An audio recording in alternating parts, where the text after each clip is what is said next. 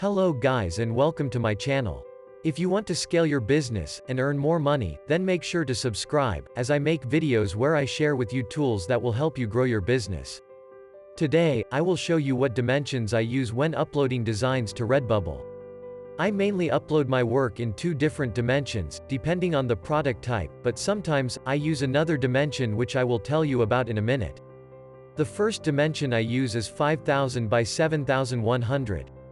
This dimension will work wonders for greeting cards. But, it will work for all the products, except two. The second dimension I use is 8000 by 8000, and I use this when uploading to scarves and tapestry.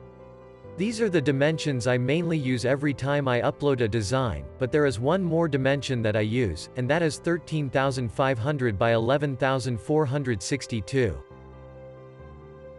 I use these dimensions when I create a design for a king duvet cover, as it fits perfectly on the final product.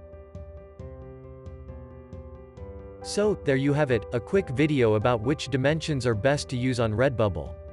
To recap, use 5000 by 7100 for greeting cards, and all the other products, except scarves, and tapestries, where you have to use 8000 by 8000 pixels.